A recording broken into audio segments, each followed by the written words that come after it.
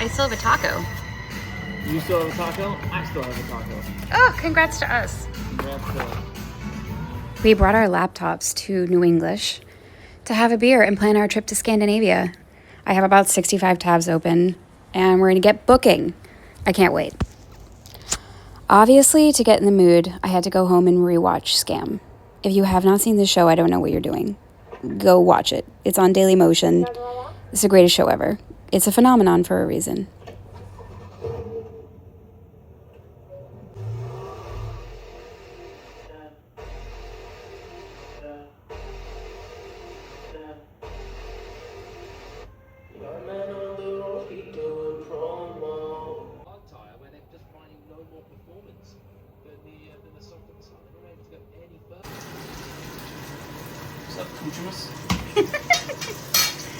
The bacon. Thank you. A very important PSA for women who don't like to wear or don't like the feeling of makeup. Unfortunately, tinted SPFs are not the way to go. They seem like the logical move because you would think, oh, it's 2 steps in one. But for whatever reason, maybe it's because the ingredients in sunscreen, I don't know, they're like thicker or whatever, but trying to get that and color into the same formulation, I have never tried one that isn't thick, and you have to put enough on so that it does the sunscreening part, and then in the process of putting that much on, you have like matted color on your face, and it's not cute. So regular sunscreen, and then I'm going to use just as a blush, and this has sunscreen in it, and the reason I got this is because I literally only use it on beach days because I like having a little blush, but the high points of my cheeks and my nose are where I would get a sunburn, so doubling down on this only in that area works for me. I also put it on my lips, which, I don't know, I put it on my lips. My face skin is significantly lighter than my body skin, so I'm gonna put a little colorless. This is a Say bronzer in the color Sand. I forgot to tell you.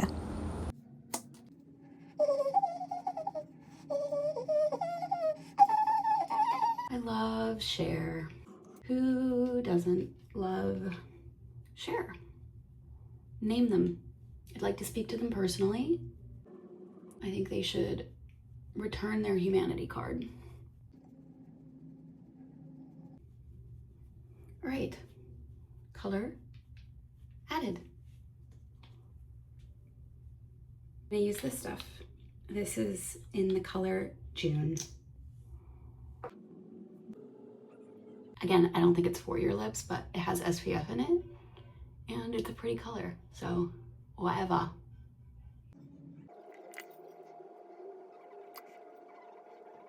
I think that's enough, I can't tell. This is my first time using this. I tried it out in the store, and the lighting in Sephora is questionable, so we'll see. Okay, I think I need a little bit more. I like the color. Put a little here. Ooh, she's pretty. I wasn't calling myself pretty, I was calling this pretty, but you know what? Maybe I should compliment myself more. You are important. You are strong. You are sometimes smart and sometimes dumb. Okay. Now I'm ready to be a beach mermaid. Here, I'll come show you my outfit.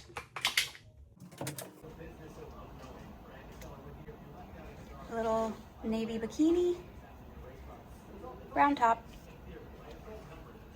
bandana. Go to my window so you can see in the lighting. But I think this blush is a really pretty color, and it's on my lips too. Oh my God, my house is a mess.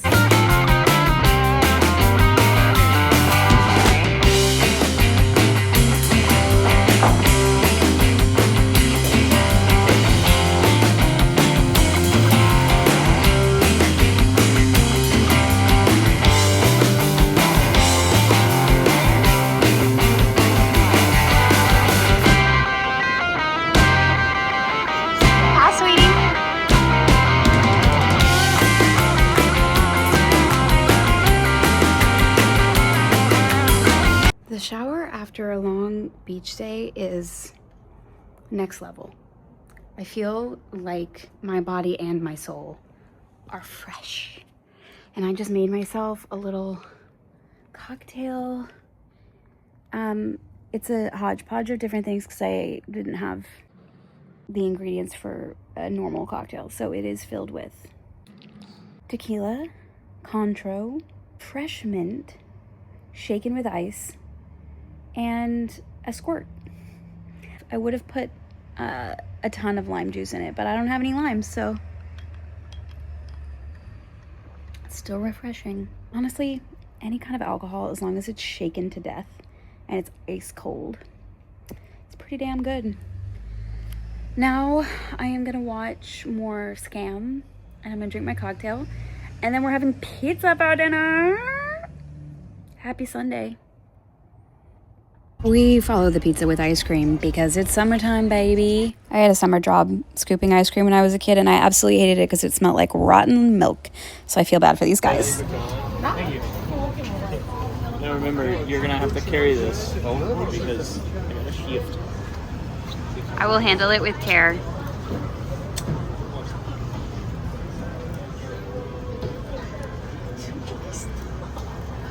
What is it out of 10? 17. It's completely reasonable. Nice.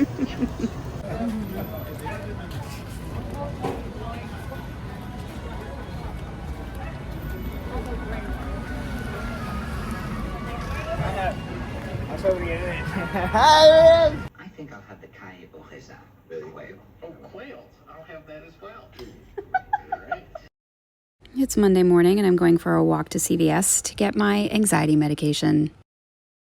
The real world hits you hard on a Monday. Womp womp. The loot is secured.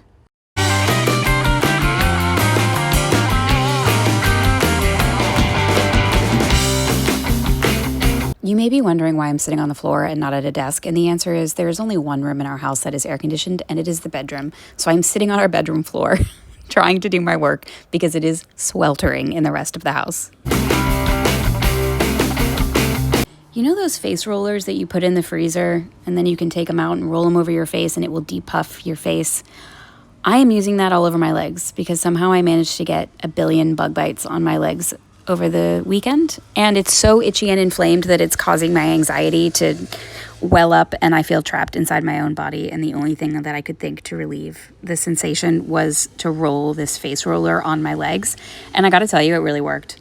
If anyone has a bug bite, use a face roller, rub it all over, and then cover it in cortisone cream, and it really helped soothe the pain. And you kind of have to do this every hour. My anxiety has a lot of different triggers and it can manifest in different ways, but one of the ways that it consistently triggers is just feedback from my body. If I am hungry or I'm full or I'm itchy or I don't feel well, it just really makes me feel claustrophobic and anxious. And I don't know if anyone else feels that way, but that's how mine manifests. And this ice is really helping. Speak of the devil, now we're off to therapy.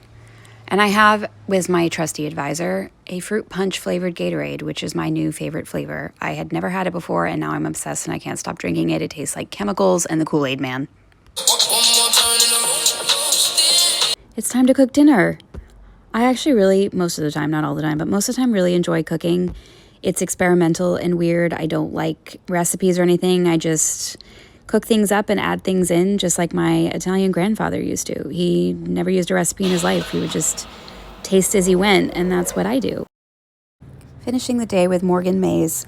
I'm on the third and final book in his trilogy, and I'm really sad about it. I feel preemptively sad for this book to end because I feel like I've formed a bond with Morgan. I've talked about his earlier books in previous vlogs. I'm really, really enjoying his writing. He's so smart and observant and random and weird, and he manages to do all of that without coming across as being pompous. He's so funny and down to earth and relatable. He doesn't use big word when small word do good too.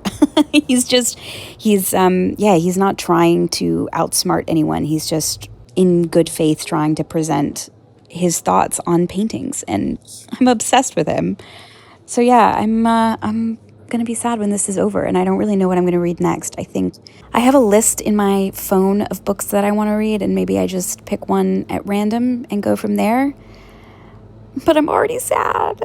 I love you, Morgan. I'm actually gonna Google more authors like Morgan Meis, although when I do that, I've never actually come up with anything useful. It's Tuesday, we rinse and repeat at the gym and then to work. But then tonight, we got a birthday party. I'm going to drink margaritas with my friend. And this is my cutesy little outfit. For obvious reasons, I didn't make it to the gym at 6 a.m., so I'm going for a run instead. Cut to the run being over. Wouldn't it be awesome if that's what happened in real life? We could just cut to after the hard thing. The sweating really starts when you get home. Ooh. So I didn't film the rest of the day. Honestly, it's a miracle I even went for a run. After my run, I did my job. And then I started watching Boardwalk Empire. I had never seen Boardwalk Empire, mostly because, and I'm going to whisper this because I feel like it's going to make people angry, I think Martin Scorsese's kind of overrated.